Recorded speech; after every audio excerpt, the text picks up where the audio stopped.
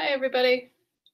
We've got about 4 minutes left. I just wanted to get started and just make sure that we have sound and video and everything's working okay. So if you are here for the writing workshop, please go ahead and sign into the chat. Let me know that you're here and let me know that you can hear me and you can see me and you are ready to write. I'll give people a couple minutes to get signed in and get settled in. Hi, Susan. Glad to see you.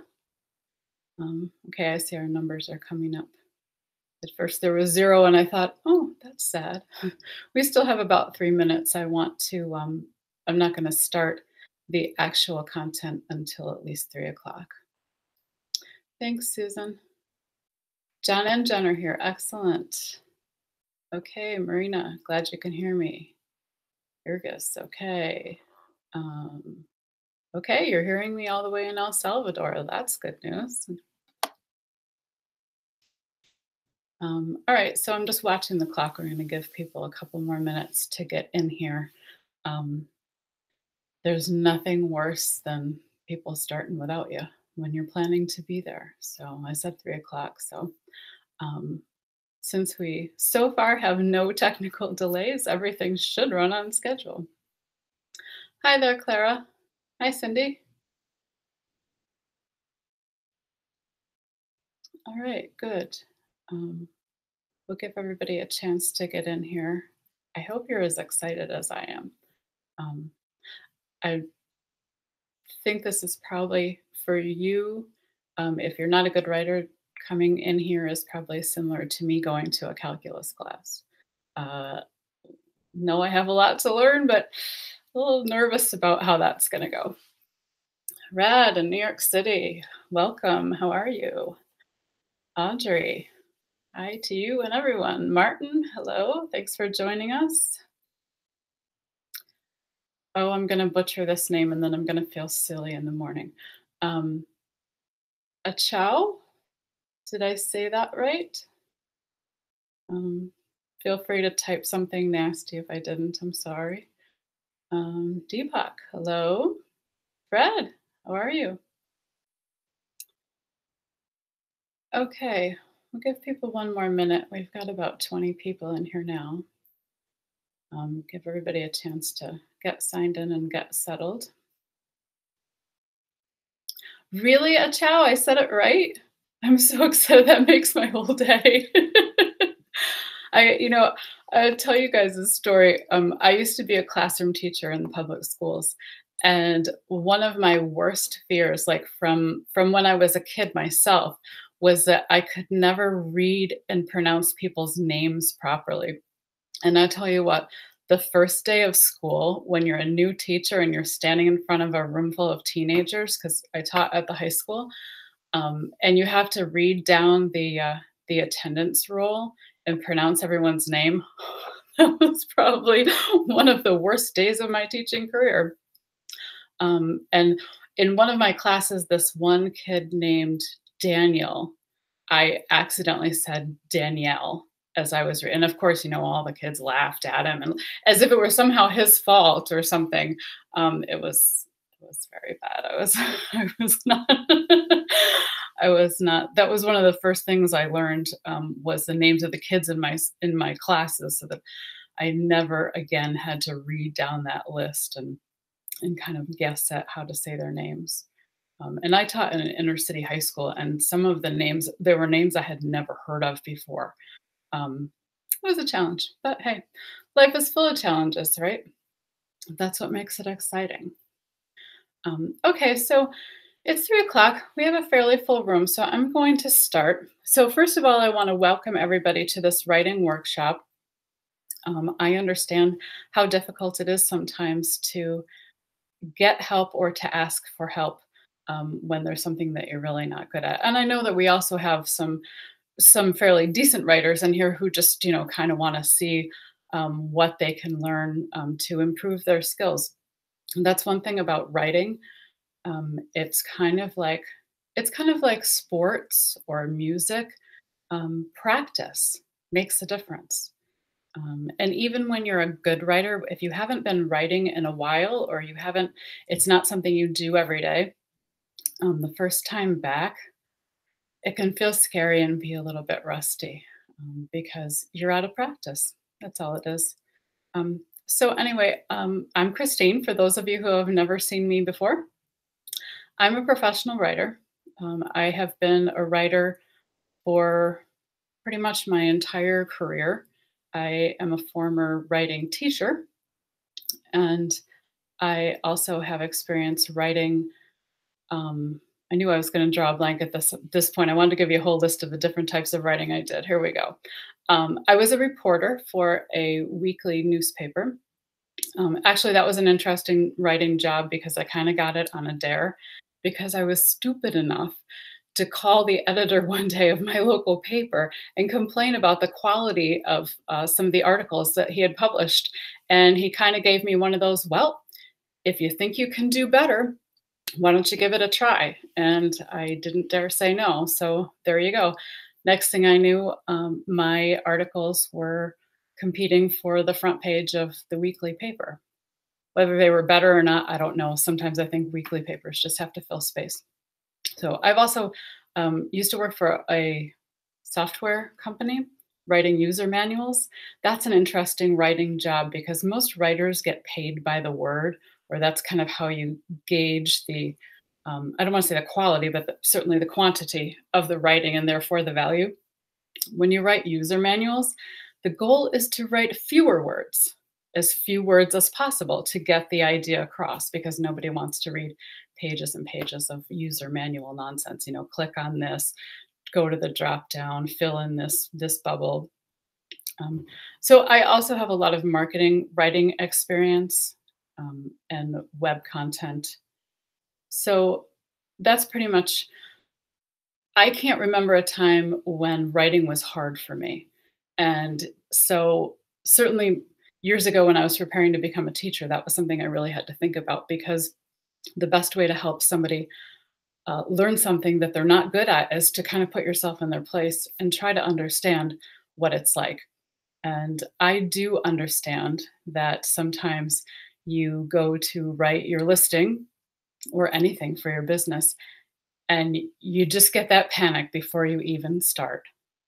It's not even just the block when you look at the blank page and you don't know what words to put, but you get that panic and you start inside your head, you hear, I'm not good at this. I'm not going to do this. It's not going to be good.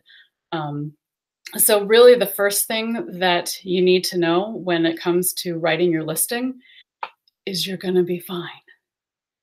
Don't psych yourself out. In fact, do quite the opposite. Psych yourself up. I'm going to give you a formula that's going to make this so easy that you can do it every single time and do it well. So be confident in yourself and know that you're going to do a good job. So let's get right into, we'll start with product titles. So writing your product title, it's kind of like writing the title of an article. It's kind of like writing the title of anything. It's a different writing skill. It's not like writing a paragraph. We have very limited space in which to communicate some very important information. And when we talk about product titles and Amazon, we're also talking about that whole keyword thing that sometimes can be very confusing because not only does the customer need to be able to read your product title and understand what your product is and be intrigued by it, but we also have the Amazon algorithm that's going to read it and rank it for keywords, and that's going to affect the visibility of your listing. So there's kind of a lot riding on this, but the good news is it's so few words, it's not going to take you long at all. So what I'm going to do here is I'm going to share my screen and I'm going to walk you through an example. Just give me a minute to share my screen.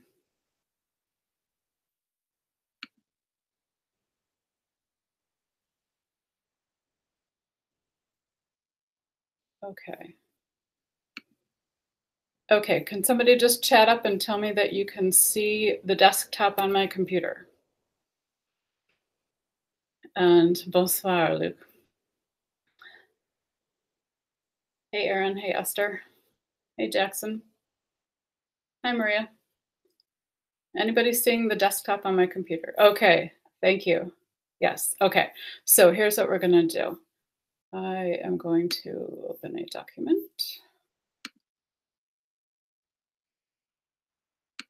We'll start with this one. All right, so when you write your product title, just like anything else in life, part of being successful is being prepared. You have to have the right tools, you have to have the right information in front of you. So do not start with a blank screen. I mean, that is just off putting to even the most professional writer. Start with something on your screen. Here's what you need to have on your screen. You need to have a list of your top keywords. Now, we're going to use probably about 5 of your top keywords in the product listing itself. But what I like to do is I like to start with more than that, because sometimes some of them are so repetitive that you need to skip down the list into another one. So here's my list of words. And the other thing that you need to have is a picture of your product. We need to know what we're dealing with. If you actually have your product with you, that's even better, because it's kind of inspirational when you can actually look at it and touch it and move it around, and it will make you feel good because, hey, you made that product. All right, so here's what we're going to do. Here's our product, is this bag, and I have a list of keywords. So your product title is approximately 50 characters. Couple things to keep in mind. First of all, keywords. You want to get at least 1, probably 2 of your keywords into the product title, and you want to keep them toward the front. So the words at the beginning of your title are going to have the most weight in terms of search value. So what I would start off with is think about your generic keyword that you used when you were researching and you found this product. So that might, in this case, let's say that might be beach bags. So, all right, I'm going to try to figure out how to move this picture out of my way. Oh, that wasn't as hard as I thought it was going to be. All right, so we're going to write it right over here. This is going to be our title. I can't quite see that. I'm sorry. Just give me a second. Aha, now I can see it better. This is going to be our title. Okay, so we're going to start with beach bag. Beach bag. Now, what kind of beach bag are we working with? It looks like, based on our keywords, this is a ladies' handbag, cotton bags, shopping bags, hobo bags, bags for women. Starting to get a sense of the things that we want to wrap in here. We've got cotton, we've got multicolored, we've got beach, we've got handbag. So I'm going to use ladies' handbag. And you'll also notice that I'm taking the S off the words. I'm unpluralizing them. It makes more sense. Remember, the computer has to read this thing, but a person has to read it too, and we want it to make sense. So we have beach bag and we have ladies' handbag. So I would like to, let's play around with this a little bit. So beach bag. All right. Nope. I'm going to do this backwards. Take that out. Ladies' handbag. Multi-colored.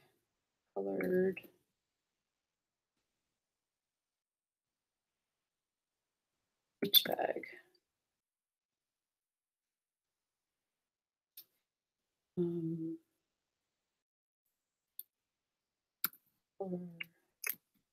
Shopping and hobos. Only kidding. Don't put that. You see what I'm doing is I'm just taking those top keywords and I'm kind of rearranging them to fit as many in without without sounding like just a big pile of words. So I use a lot of the modifiers. So the modifiers are the words that describe the thing. They describe the bag. So ladies is a modifier. Multicolored, and you can see probably one of our Canadian friends sent me this word. Um, Multicolored, that's a modifier. It tells us about the bag. Beach actually tells us about the bag in this context. Um, and shopping bag. Esther, that's a lovely question. I am using the British spelling simply because I requested a list of uh, top keywords, and that's how they were given to me. Um, you're right. I would Americanize this by taking the extra U out of colored. Meha? Yes, the order of them does matter to a certain extent. You want to get the words that are at the beginning of the title are going to have the most impact for search reasons. So you want to get them. You want to get your most important keywords kind of at the front. In terms of whether it matters, we also want to avoid doing too much repetition. So here we have handbag, and then here we have the word bag again. We're That's okay. It's going to happen. You can't string 27 modifiers together behind a noun and have somebody follow that logically. So it's going to happen that you mention it more than once, but you want to try to keep the repetition down to a minimum.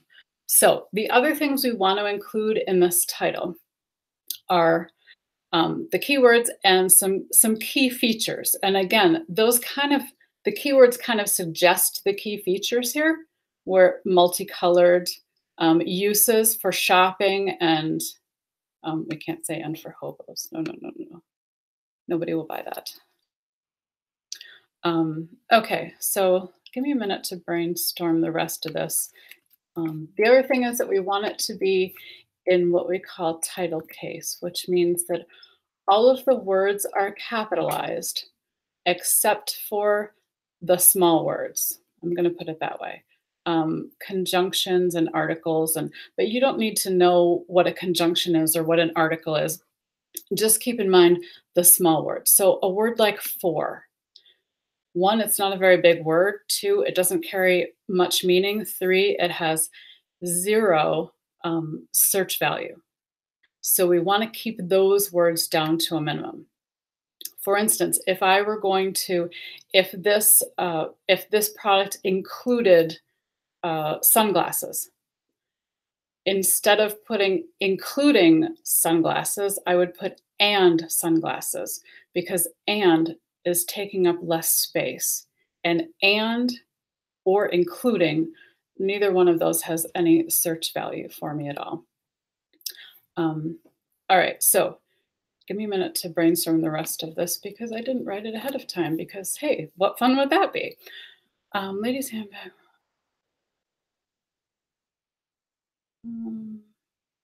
Oh, the other thing that you do not want to add to your title are words that would describe the quality. So we're describing the item with multicolored and with ladies' handbag and beach and shopping, but we don't want to say best handbag or favorite handbag or super or cheapest handbag. Those words that describe the quality, the value of it, are not accepted in the title. Fortunately, we have a very simple item here, so there's not a whole lot to say about it. So let's go back to cotton. We haven't gotten cotton in there.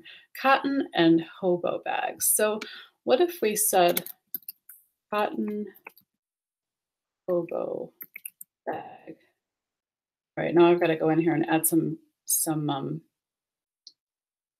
punctuation so that this makes sense. So we've got ladies' handbag, multicolored beach bag for shopping. I'm going to put some punctuation there. Cotton hobo bag um, with, I'm going to put shoulder straps. I'm kind of making this up because it's not my product, so I don't really know what the features are. That's the other thing you want to have when you start this project is make yourself a good list of features. What are the top 5 features? Because you want to have them clear in your mind and kind of written down in front of you so that you can um, remember them and so that you can work them in. So we have ladies handbag, multicolored beach bag for shopping, cotton hobo bag with shoulder straps. We've hit on all of our keywords, and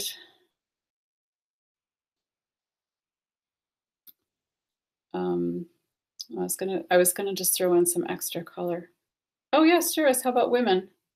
Cotton hobo bag with shoulder straps for women. Okay. All right, I'm gonna pause there for a second. I'm gonna read some of your questions. Hopefully you're not asking me, what's wrong with you?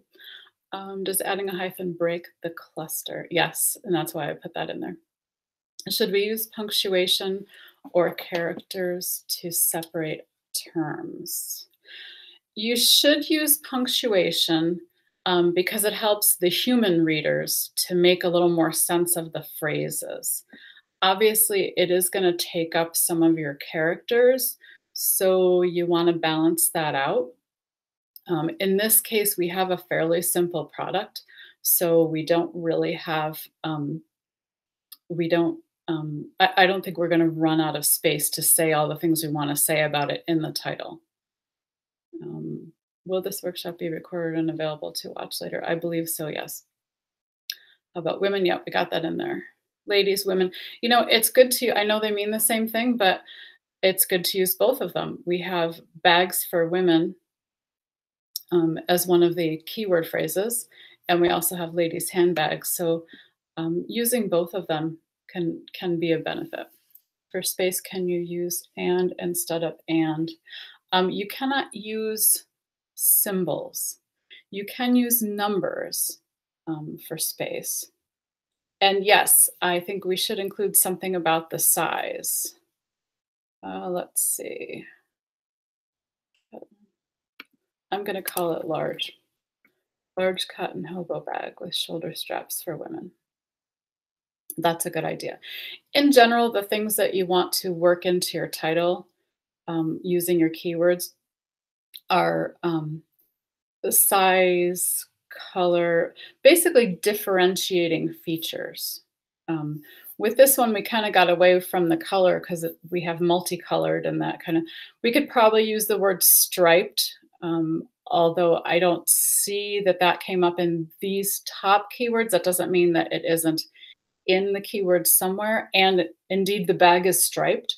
So if someone is looking for a striped bag and they come across this one, we're golden. And let's see where we can work striped in here. Ladies handbag, multicolored. Beach bag, shopping. Large cotton hobo bag with shoulder straps for women. Okay, so the character limit for the product title is 50. So what I'm going to do is hop over here. Yeah, I knew that wasn't going to work very well. I'm going to hop over to my browser. I just have a bunch of stuff open. Okay, what I do is I use an online character counter. I know it seems silly that I don't have it bookmarked by now, but there's the one I usually find. Just Google it. So take your copy that we've written over here, copy that, copy it into here. And it tells us that we have 113 characters. All right, something's wrong because that title's not particularly long. Did I read something wrong over here? Hold on.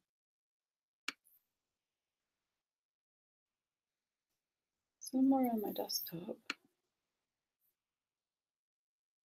Amazon rules. I copied these right out of Seller Central earlier today. So use 50 characters maximum as a general rule. However, some product categories allow longer titles, so be sure to follow category-specific instructions. All right. Um, the product titles were 250 characters. So this is just really not that long. We have 113 characters. Let's see if we can cut this down to 50 characters to make that really happy. That would mean cutting this more than in half. So I have to look at what we can take out. First of all, we have very few words that have no value. We've got the word for over here, we've got the word with, and we've got the word for over here. And we've used up some characters with the punctuation. I'd say if you want to cut this down to 50 characters, I would take out this. Let's see if we can get away without the punctuation. We'll get rid of the straps.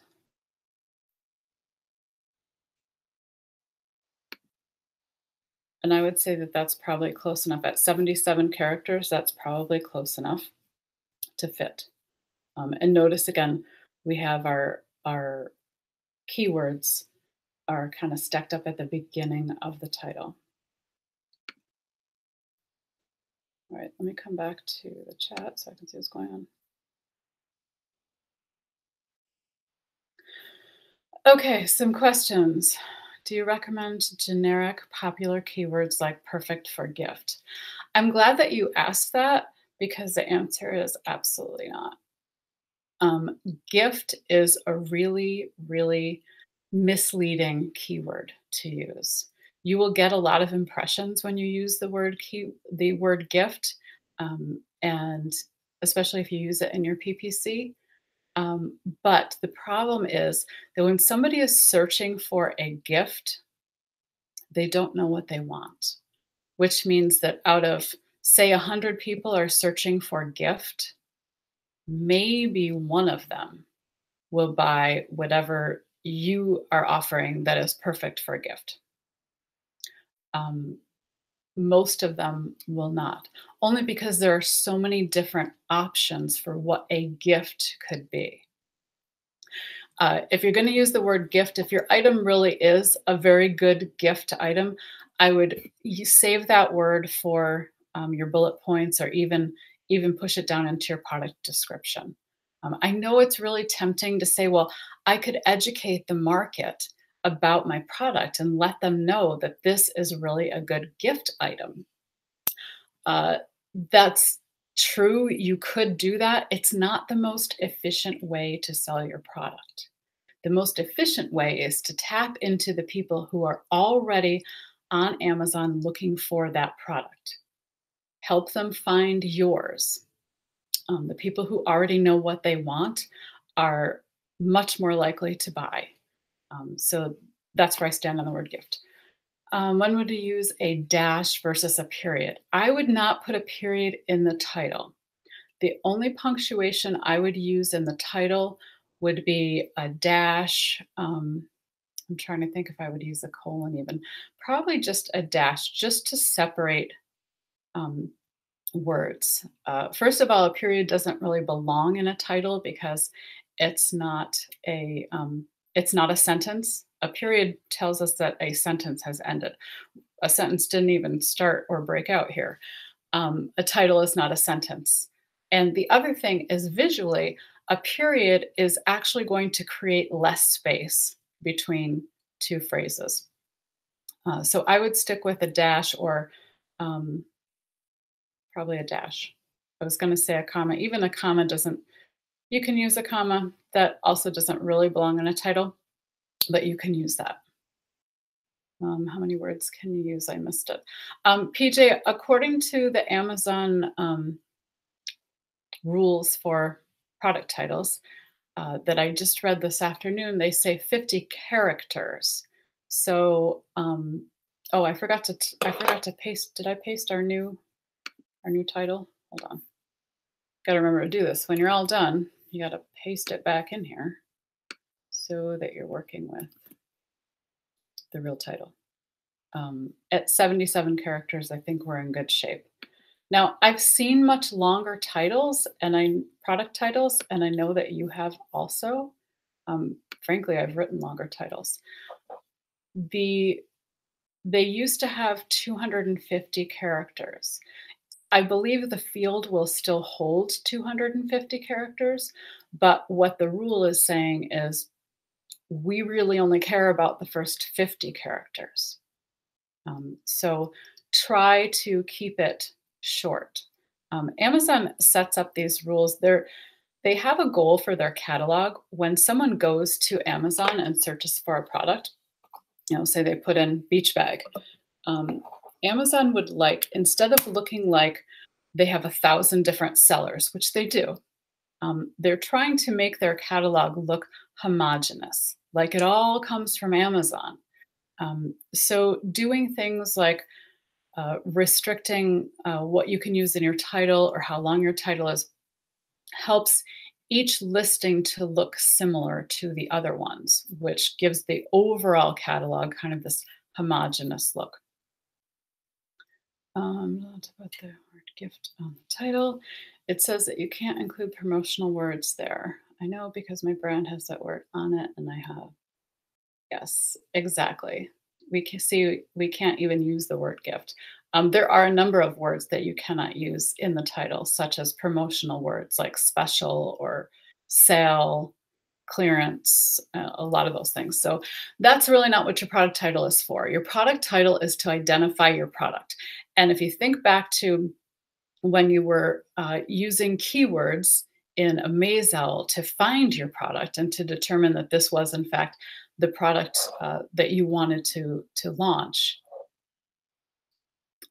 Remember how niching down those keywords got things much more specific. So that's kind of what you want to do with your product title is you want it to be specific. When someone comes to your listing, you want it to be exactly what they're looking for. And you want your title to describe it very clearly so that they know that this is what they're looking for. All right, I am going to set aside this example and see if we have any more questions. I want to get on to the bullet points. First of all, does anybody else have any questions right now about title case, writing? I'm really trying to focus on the writing part of this. Unfortunately, if you'll notice, like writing the title, it's not really writing. It's putting a bunch of words together. And if you start with your keywords and maybe a couple determining factors about your product, that's all the words you need. Then you just have to sort of put them in an order that makes sense and you're done. You wrote a product title. All right, let's move on to bullet points. Bullet points is a little bit more of an actual, let me turn this off for a minute. Bullet points, hi there. Bullet points is a little bit more of a writing exercise. This is actually going to require sentences. It doesn't have to be full sentences, but a little bit longer than just the title. So when you're writing your bullet points, what you want to think about is two things. Again, we're going to feed keywords into that algorithm. And at the same time, we're going to give people something to read and understand. So you have 5 bullet points. So you want to use them all. So let's make a plan. This is what we call the outline. Basically, what you want to do is kind of list out 5 features of your product. And if you don't have 5 features, the last bullet point you can always use for your guarantee. And that's something that even Amazon and Seller Central recommends that people do.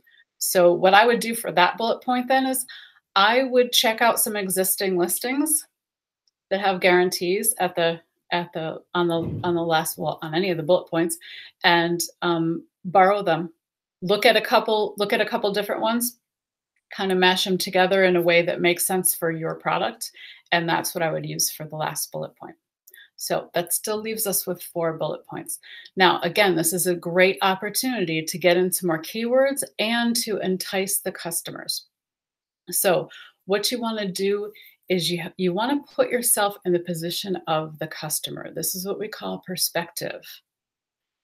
Instead of writing about the features of your product, what you want to write about is how those features are going to benefit the customer. And then ultimately, how will those benefits make your customer feel? You want to really pull in some emotion in this part, because that's what connects with people. People feel emotion. When people are looking for something to buy, essentially they have a problem. If they were looking to buy this beach bag, they have a problem. They're going to the beach, they don't have a bag to carry their stuff in. Or they are going shopping and don't, their shopping bag just ripped. So they have a problem and they're upset and they're frustrated. When people have a problem, they experience emotion. So what your listing needs to do is show them the emotion they're going to feel, the positive emotion they're going to feel when they get your product. That's what's going to tie them in and make them want to buy. Okay, let's go on to another example. I'm going to share my screen and pull up another document.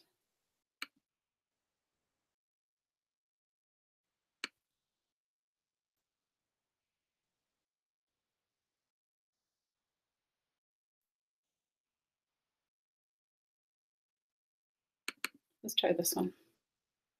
Okay, everybody see this? So here we have a picture of a product. Let's see if I can reverse this. There we go. A picture of a product and a list of keywords, because again, this is where you want to start. So it looks like this product is a travel mug, an insulated travel mug. And by looking at the keywords, I want to say it's made of bamboo and stainless, and it is for tea. And you notice somebody slipped tea gift into that keyword list, but I'm going to avoid that like the third rail. So the first thing that you want to do is make a list of your features. So let's say that this travel mug, right, hold on, it wants to be over here. That's fine. Features. Okay. So if this were your product, what is it that you want people to know about it? What is it that makes it stand out from the competitors? So it may be that it is spill resistant. That would be an important part of the travel mug. It may be eco-friendly. When they talk about the bamboo and stainless steel, mostly bamboo, that makes me think, oh, this might be for someone who is environmentally conscious. Okay. Clearly, it's a tea mug and not a coffee mug. So I'm going to guess that it somehow holds your tea bag. I know that because I am a tea drinker and I hate travel mugs, because what happens is you put your tea in them and you put the cover on. And then when you've drank most of your tea and there's still a little left, if you take that cover off, immediately the tea bag flies in because it was floating on the water. When there's not enough water, it goes in because the string isn't long enough. Somebody's got to do something about that. Oh, I see. This is a tea infuser, so it holds your tea leaves. I don't know if we have any tea drinkers um, in here, but maybe you know what that means. We need one more feature. I'm gonna go with the size of it. I'm just gonna guess and say it's 20 ounces. I'm sure it isn't, but let's just use that for, yeah, if I could spell it, it'll be good. We'll use that for an example. Okay, so let's start with feature number one. It's spill resistant. All right, so the problem that this solves is that when you travel with your tea, it spills. This one is going to keep it from spilling. So if I need a spill resistant travel mug, I'm probably upset because I probably have tea stains on my skirt from spilling my tea, maybe in the car. So how am I going to feel if I have this tea cup mug that does not spill tea on my skirt? Um, so can anybody give me some emotion words here? How am I going to feel if with this special spill resistant quality in my teacup?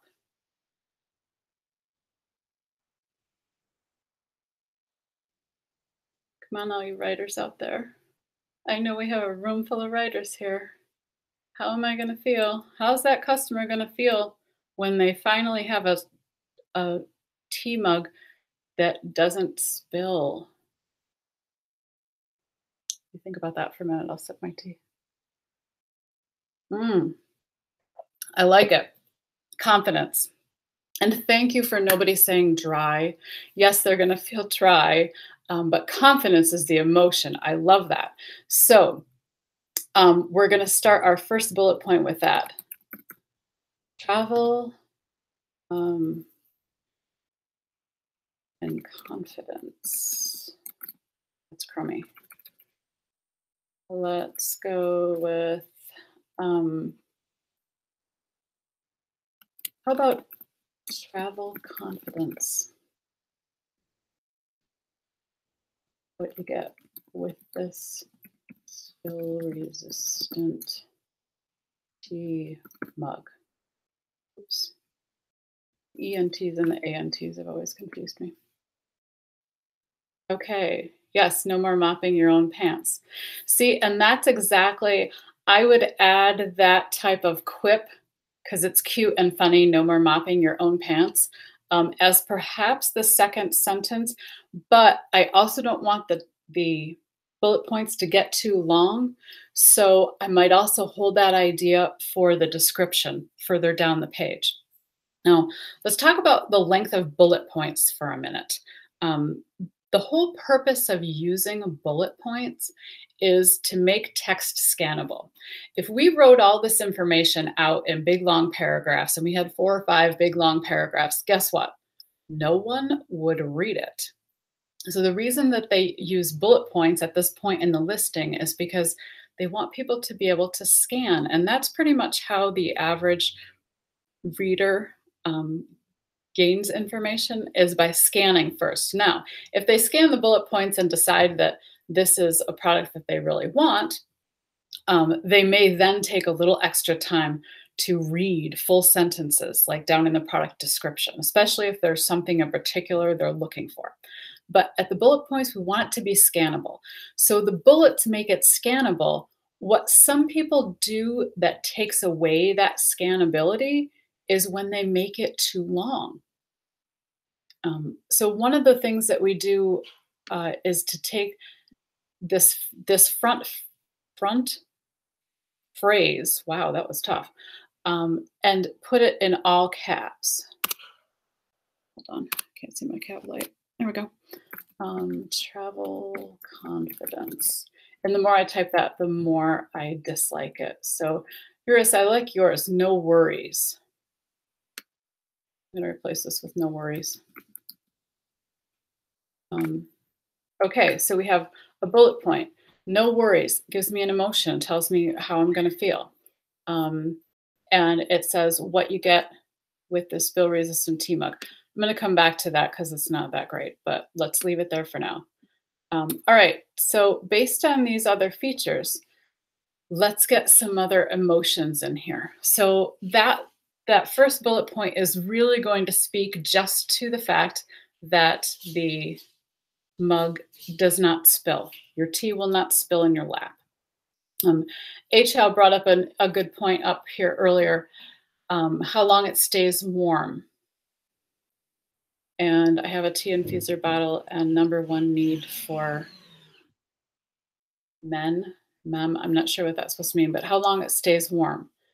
So let's use that as our next one. So let's say that we're going to get 20 hours of hot tea out of this thing. So how's that going to make you feel? If you're a tea drinker and you have the problem where your tea gets cold, thanks. It's the number one need for me, HL says. Got it. Thank you. Okay, so when you get a travel mug that keeps your tea hot for the whole day, how does that make you feel? How can we describe the emotion, the positive emotion that we're bringing to the customer with the tea mug that does not let your tea get cold? Piping hot for 20 hours. I like that. I'm going to hold on to that for a second. I'm still looking for an emotion. Yes, Lucas, I feel warm and fuzzy too. Hot for 20 hours. Enjoying, stay constantly refreshed. Yes, I love the word refreshed. People like that. Satisfyingly delicious, satisfied. Okay, so let's just use one of those. Refreshingly delicious. That sounds like it's from an old ad campaign of some sort. So refreshingly delicious, piping hot. I'm going to add tea for 20 hours. In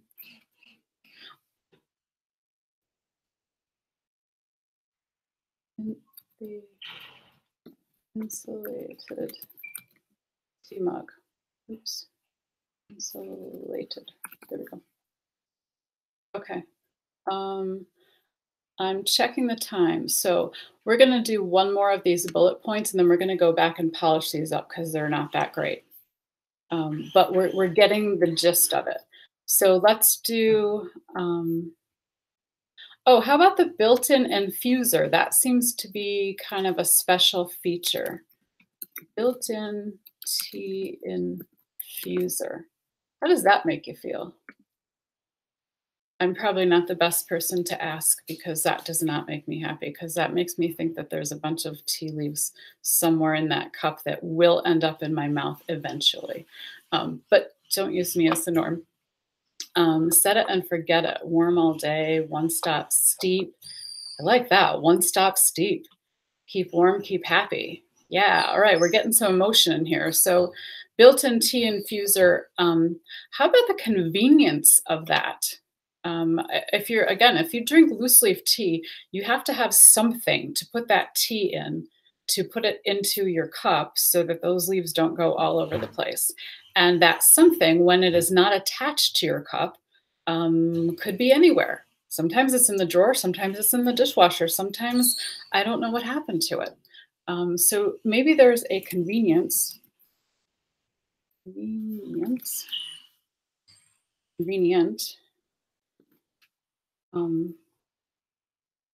to having the tea infuser built in. Yes, and Esther, you're no longer limited to tea bags and you're hassle-free. I'm going to put that part here. Hassle-free built-in tea infuser, which I'm sure there is some hassle involved, but we're not going to tell people that. I think a tea infuser is full of hassle. Convenient. Okay. Saves money too. Reuse the tea leaves, which last longer and more flavor, adding more hot water. Yes. Self-contained. Yes, I like that. Okay, so now we need to polish these up. So what we haven't really looked at is the keywords. We need to get some keywords in here and get them toward the front of these sentences. So let's start with the first one. No worries, what you get with this spill resistant tea mug. So this was all about the spill resistance. I think we can do better. What do we have up here? We have teacup. We haven't used that. Tea infuser bottle. We haven't used infuser. Tea infused travel mug. The tea, oops, sorry. Tea infused travel mug.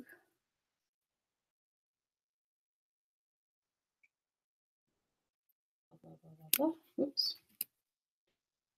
Resists spills. Your clothes dry, or some iteration of that. Okay, so we have an emotion, no worries. We have a keyword phrase, tea infused travel mug, and we have an explanation of one of the benefits. So let's do the next one. Refreshingly delicious, piping hot tea for 20 hours in the insulated tea mug. All right, well, this one, I love the delicious, refreshingly delicious. That kind of grabs your attention. Um, we have insulated tea mug, but I'd like to get that a little closer to the beginning of the sentence.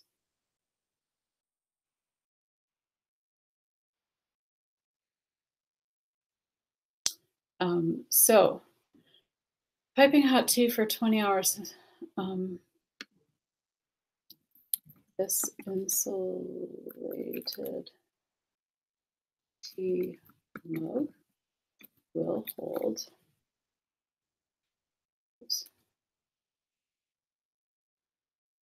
Piping hot tea for 20 hours.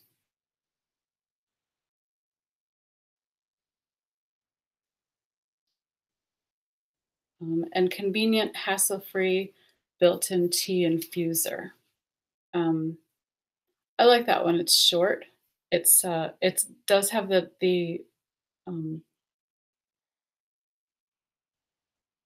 Let's do this. Add some more keyword to the end there. Okay.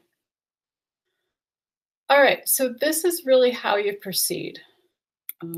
What I want to do is save some time here.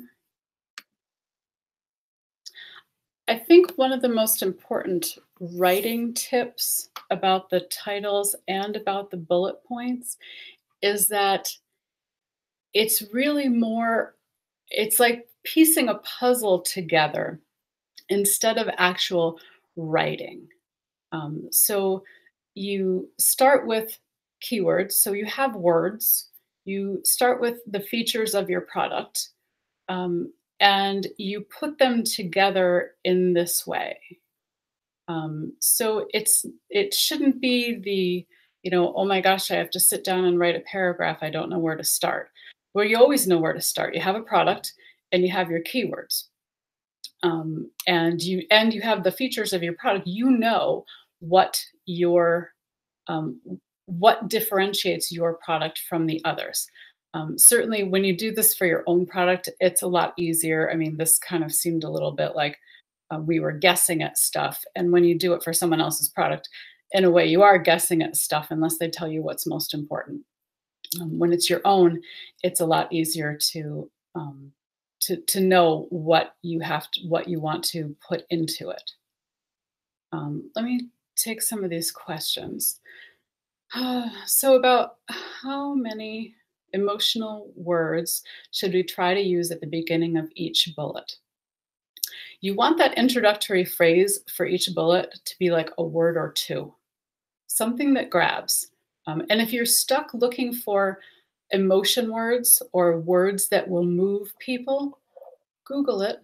You will find lists of words that make people click, emotion words, different things. So you'll find lists of those, and then you can just sort of go down those canned lists and pull out a word or two that works for this situation and for your product. Is this how you write copy? You get 50 people to throw ideas at you on a YouTube workshop? No. Actually, when I write copy, all the ideas come out of my head.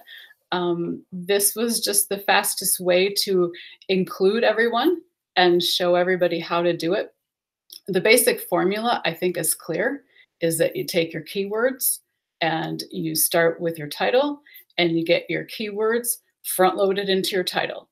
And in your title, you want to include keywords and you want to include some basic and specific features of your product. Then when you do bullet points, again with the keywords, you want to have more of them. You can include more of them. You don't necessarily want to repeat. Again, it's really hard not to repeat certain words when you're working with keywords because your main word, like the word tea, is probably in the first 100 keyword phrases for that product. I don't know because I didn't do the research. But that's what you want to do is try to look at your title when you're finished and say, okay, well, I've used these 2 keywords. So let's try to set those aside as we're writing the bullets and go down and use the rest of them, the next one. And again, you want to make sure that your bullet points are short. That first phrase, the one that I capitalized for each bullet point, that's the grab you phrase. That's the emotion. That's the, whoa, what are they talking about? That's going to pull them in. And the description that comes after it is going to explain what that has to do with your product. Why am I happy? Because it didn't spill. What do you mean refreshingly delicious? Well, it keeps your tea hot, tastes better that way. So that's really the formula. And you want to make sure that you keep those bullet points short, remembering that people are scanning, they're not reading. So hit a couple important notes so that you can people can understand what your bullet point means, and that's it. All of those other ideas that you have of describing how this is the perfect gift for Nana because she drinks tea, because she's from London, and all those other ideas that you have, those are going to go into your product description.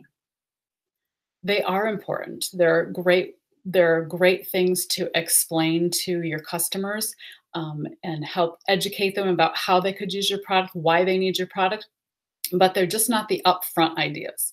That's after someone has scanned the title and scanned the bullet points and said to themselves, I think I want this product.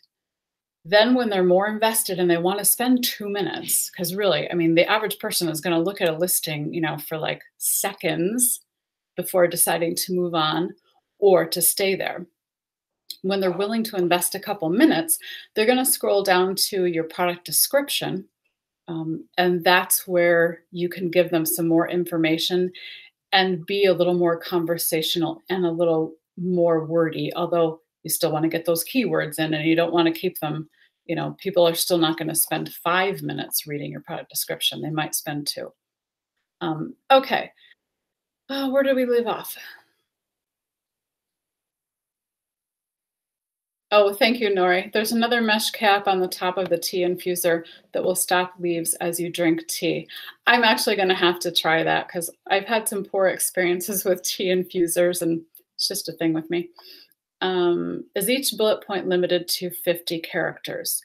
No. Let me go back to the rules that I downloaded. Give me 1 second because there was a specific number. Amazon rules. Come on. Featured bullets. I want to say it was 500. Come on. My bullet points are powerful. I always try to do without the glasses and it just doesn't. Oh, see, I see it right there. 500 characters. It says write bullets in sentence case. What that means is that you only capitalize like at the beginning of the sentence versus title case, which is how we wrote the title. Title case, pretty much every word is capitalized at the beginning of the word. Um, 500 characters maximum. And they also note that that can vary by product category. What I'm going to tell you is you don't want to write all 500 characters for one bullet point. Again, it's going to be too long. Worry more about getting the attention and getting across one snippet of information in each one of those bullet points. That's what you should focus on. So for anybody who really is not a good writer or feels like they're not a good writer, this is the perfect writing assignment because less is more. You don't really have to write a lot at all. In fact, the goal is to write as little as possible and still make it make sense. So that should really be. This was one of the reasons I chose this writing task to begin a writing workshop on, is because it's a very small amount of writing, and anybody can do this. I promise you, anybody. Do you need your backend keywords inside your listing title, bullets, or description? Your front end keywords and your back end keywords are two totally separate things. However, you want to make sure that the few that you use in the front end on the listing also go into the back end. And in the back end, the order of your keywords also makes a difference. So I would make sure those top 5 are at the very front of your list.